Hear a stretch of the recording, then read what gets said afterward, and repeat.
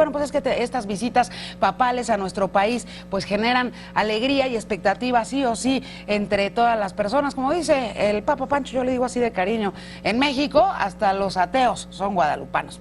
Aquí en el estudio me acompaña el padre Rafael Jácome. Como siempre me da muchísimo gusto poder platicar contigo. Padre, ahorita está haciendo una especie de escala express allá en Cuba.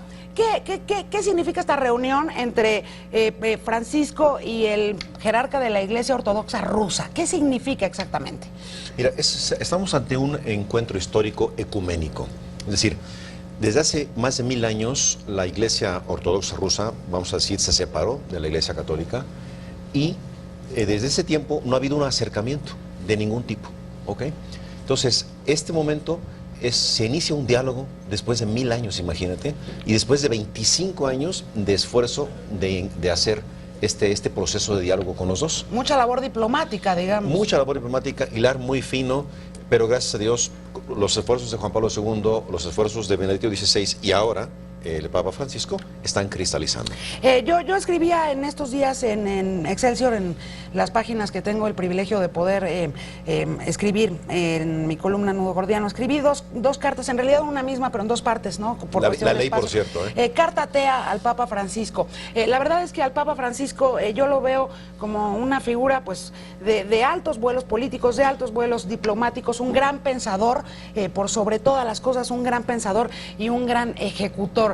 Yo volteo a ver al mundo hoy, padre, y digo, ¿cómo es posible que los seres humanos sigan matando en el nombre de Dios? Ahora, del otro lado del mundo, ¿no? Estamos viendo estas tragedias asociadas a personas que han interpretado de una manera muy radical las palabras de un profeta, Mahoma, no, vaya, con esa religión con la que nosotros no necesariamente estamos en contacto ni tan empapados, pero lo que sí he visto en este pontífice, en Francisco, es un empeño absoluto por intentar que todas esas profesiones de fe profesen en primerísima instancia la paz.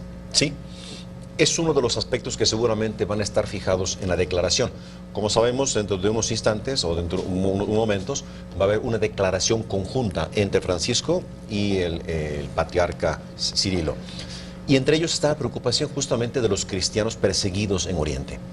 ¿Ok? De tal manera sí, que... porque ha habido una violencia también cometida, aquí hemos dado cuenta de ello, violencia barbárica cometida en contra de los cristianos en muchos lugares que están tomados por los radicales de Oriente Medio, porque también hay que decirlo, no todas las personas que practican el Islam son radicales, así como no todos los mexicanos somos narcotraficantes, yo digo, no todos los musulmanes son terroristas, pero sí se están cometiendo actos en algunas ciudades que son... de verdad le rompen a uno el corazón de pensar que estemos en pleno siglo XXI y este tipo de actos se puedan llevar todavía a cabo, ¿no? Es la razón por la cual justamente en este encuentro histórico con el Papa y el mismo patriarca van a tomar temas candentes de nuestro mundo actual, entre ellos que comentábamos de la persecución de los cristianos, el tema de la juventud, el tema de la familia, el tema del trabajo por la paz, ¿no? El tema de cómo hacer que las religiones, las grandes religiones monoteístas, cómo hacer para que seamos instrumentos de paz y no de discordia, ¿sí? Son temas nodales que van a estar de alguna manera puestos en esta declaración. No va a haber grandes acuerdos teológicos, eso ya se anunció, porque estamos ante el inicio, imagínate, después de 1000 años de ruptura, como que ese primer encuentro es como, oye, ¿qué tal? ¿Cómo estás? ¿No? ¿Sí me explico? Hay que ir pianito, ¿no? Exactamente, hay que ir despacito, ¿no? Pero ya el hecho de la reunión, ya el hecho de que haya un acuerdo firmado, por lo menos a grandes rasgos y temas fundamentales, es un paso muy importante en este acercamiento ecuménico, en este caso tanto para la Iglesia Católica como para la Iglesia rusa. Bueno, y la imagen que veíamos hace unos segundos en las pantallas, pues es una imagen que queda para la historia, ¿eh? Así es. Para la historia, asumiendo que ambas iglesias pues sigan viviendo tantos años como han vivido hasta ahora, es una imagen que queda para la historia. Sí, queda para la historia y obviamente queda también como el inicio de unas relaciones que seguramente van a tener un gran fruto. El Papa Francisco, al igual que Juan Pablo II y al igual que Papa Benedicto XVI, tienen mucho en mente el tema del acercamiento a las diversas iglesias cristianas. se llama ecumenismo, es decir, tratar de acercarnos, dialogar, caminar juntos, buscar puntos, no tanto de diferencias, sino puntos de acuerdos. De coincidencia. De coincidencias, exactamente. Entonces, estamos viendo cómo el Papa Francisco es un gran mediador. No olvidemos que hace poco él fue uno de los causantes, bueno, de los protagonistas, llamémoslo así, del acercamiento entre Cuba y Estados Unidos. Sí, pues yo creo que él fue el gran ejecutor, el gran facilitador de esa otra reconciliación que parecía a punto menos que imposible, ¿no? Sí, bueno, y aquí vemos otro escenario en donde también el Papa Francisco está siendo protagonista de algo que hubiéramos pensado imposible para los católicos y los ortodoxos rusos. Pues ¿no? eso es hacer política de grandes vuelos, diplomacia de grandes vuelos, porque los seres humanos pues somos, digamos, a veces parece que somos, si habláramos, digamos, en términos teológicos, la creación más imperfecta del Señor. Si habláramos en términos meramente científicos, diríamos que somos la más fallida de todas las especies, y terminamos siempre pues en unos escenarios que causan mucho dolor, sufrimiento y alejamiento, cuando desde la fe o desde la razón, es decir, desde la ejecución o el ejercicio, el uso de la inteligencia en cualquiera de sus acepciones, pues lo que tendríamos que estar buscando siempre es la paz y la manera de convivir de la forma más empática, pacífica y sobre todo solidaria del mundo, ¿no? Sí.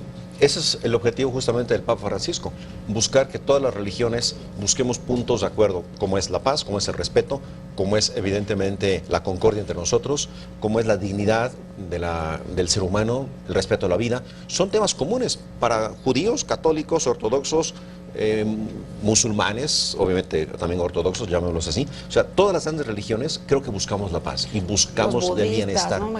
Ya hasta los ateos que se portan bien. A veces hay muchos ateos que se portan mucho mejor que otros que no lo son tanto, pero la verdad es que al final, cuando lo que queremos es el bien común, el bien de las personas y el bien de las sociedades, al final el objetivo es exactamente el mismo, ¿no? El objetivo es exactamente el mismo.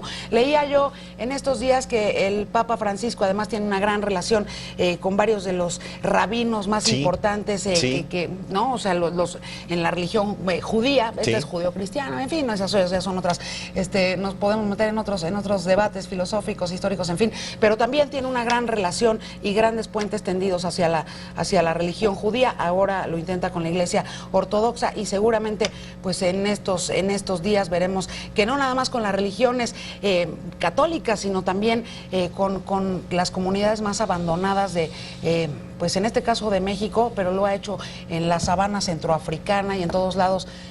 Francisco se ha convertido sobre todo en un mensajero de paz. Y de misericordia. No olvidemos que este año estamos en el año de la misericordia, Yuriria, y justamente lo que él viene a sembrar es paz, misericordia, concordia, acuerdos, y tratar de hacernos ver de ese punto en donde haya ese respeto y esa concordia entre todos. Incluso cuando para lograrlo sea necesario a veces jalar un par de orejas, ¿no? Un par de jalones de orejas. Pues es que mira, yo creo que pues sí. Una de las tareas que el Papa Francisco asumió cuando asumió la dirección de la Iglesia fue la reforma de la Iglesia, justamente, fíjate, ¿no? Es correcto. Él se da cuenta de que la Iglesia necesita una reforma a fondo, y empezó en casa. Es decir, comenzó reformando a la curia romana. Bueno, está en ese proceso, ¿no? ¿Cómo dice el dicho? El buen juez por su casa empieza. Correcto, correcto, ¿no? Entonces él sabe y él se da cuenta de que necesitamos una profunda reforma dentro de la Iglesia, por la cual pasamos todos, ¿verdad? Desde los grandes jerarcas de la Iglesia, obispos, cardenales, hasta el último cristiano de a pie, ¿no? Todos estamos convocados a esta reforma de la Iglesia, en la cual obviamente lo más importante es abrir nuestro corazón para descubrir lo fundamental y lo más importante, que es el amor y la concordia. Padre Jacome, en estos días vamos a estar, por supuesto, cubriendo y comentando esta importantísima histórica visita de su santidad Francisco aquí a tierras mexicanas. Muchas gracias por estos minutitos aquí en Titulares de la Tarde. Un gusto. Nos veremos en estos días. Muchas gracias, Padre. Con gusto. Voy a hacer una pausa, ya regreso. Te invitamos a seguir cuestionando la información con los siguientes videos.